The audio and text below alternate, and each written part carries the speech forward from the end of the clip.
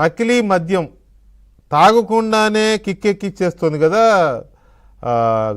రోజుకొక ట్విస్ట్ కాదు, ఇవాళ మధ్యాహ్నం నుంచి ఎన్ని ట్విస్టులు, ఎన్ని బ్రేకింగ్లు ఇవాళ వరుసగా ఒకటి ఒకటి ఒకటి అందులో చూస్తుంటే ఎవరిని అరెస్ట్ చేశారు, కోర్టు ఇంకేదో అనుమతి ఇచ్చింది ఎవరిదో ఫోను డీకోడ్ చేయడానికి, ఇంకొకరిది ఫేస్ ఐడితో అన్లాక్ చేయడానికి ఇంకొకరి ఇది వచ్చింది.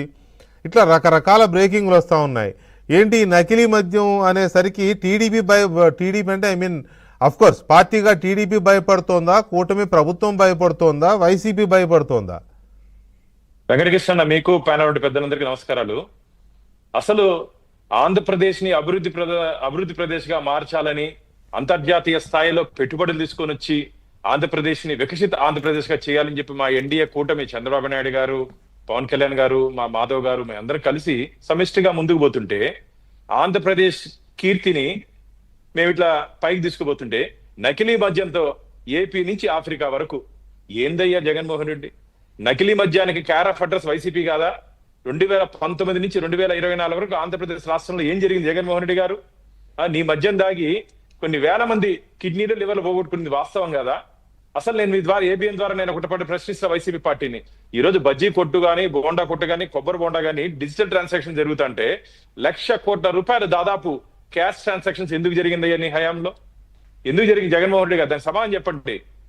సెకండ్స్ పేరుతో, నకిలీ మద్యం పేరుతో మీరు మద్యం మాఫియాగా ఒక కూటమిగా ఏర్పడి ఆంధ్రప్రదేశ్ ని మధ్యాంధ్రప్రదేశ్ గా చేసింది మీరు కదా.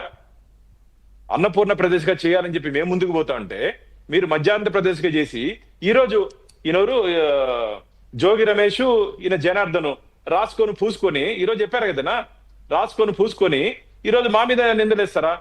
వ్యాపార భాగస్వాములు ఎవరు? మీరు కదా. చేయమని చెప్పింది ఎవరు? మీరు కదా. చేయించింది ఎవరు? మీరు కదా. ఈరోజు దాన్ని ఏదో మళ్ళీ సాక్షి మీడియాలో వేసేసి మా వల్ల పట్టుకునే ఏందయ్యా మీ వల్ల పట్టుకునేది? మొత్తం తీగ లాగితే మొత్తం డొంకంతా కదిలినట్టు అసలు మద్యం గురించి మాట్లాడిన నైతిక హక్కు వైసీపీకి లేదు. జగన్మోహన్ రెడ్డి గారు చుట్టూ ఉన్నట్టు కోటరీ ఎక్కడున్నారన్నా? మిథున్ రెడ్డి గారు మొన్నటి వరకు ఎక్కడున్నారు? చెవిరెడ్డి భాస్కర్ రెడ్డి గారు ఈ రోజు ఎక్కడున్నారు? ముఖ్యమంత్రి కార్యాలయంలో పనిచేసినటువంటి సీనియర్ ఐఏఎస్ అధికారులు ఎక్కడున్నారు? జగన్మోహన్ రెడ్డి గారు, వైసీపీ నాయకులు చెప్పండి దీనికి సమాధానం. ఎక్కడున్నారు? బయట ఉన్నాడుగా. పోతాడు, ఆయన కూడా పోతాడు.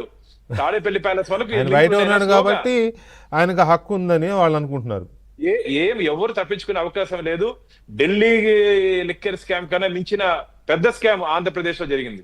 పెద్ద స్కామ్. అందరూ సిట్టు దీన్ని అది కూడా మాట్లాడదాం. కాబట్టి నకిలీ మద్యం గురించి మాట్లాడే నైతిక హక్కు వీళ్ళకి లేదు.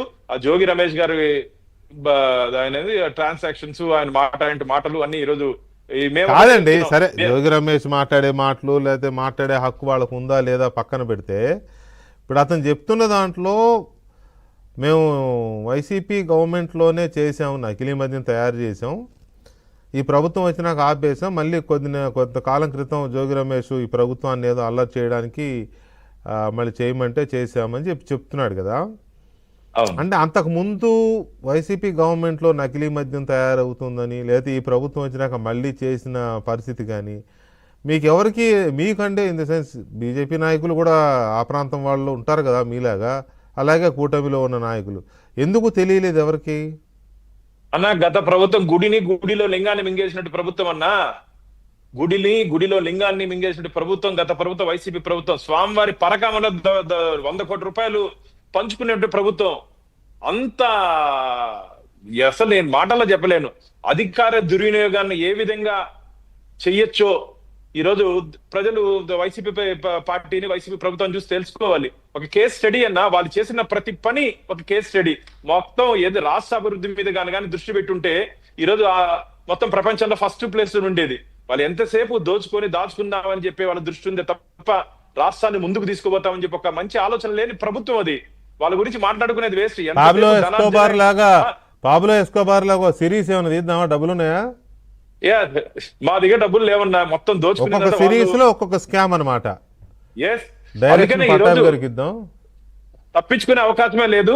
ఖచ్చితంగా రాబో రోజుల్లో ఈ లింకులు తాడేపల్లి ప్యాలెస్ వరకు ఉంది. కర్త కర్మ క్రియ ఎవరెవరున్నారు, వాటాదారులు, సూత్రధారులు, పంపకం ఎవరెవరు పంచుకున్నారో అందరూ రాబో రోజుల్లో ఎక్కడి నుంచి వచ్చారో అక్కడికే వెళ్తారు. ఎక్కడి నుంచి వచ్చారో అక్కడికి వెళ్ళే రోజులు దగ్గరలోనే ఉంది. రైట్, ఒక చిన్న బ్రేక్ తీసుకుందాం. బ్రేక్ తర్వాత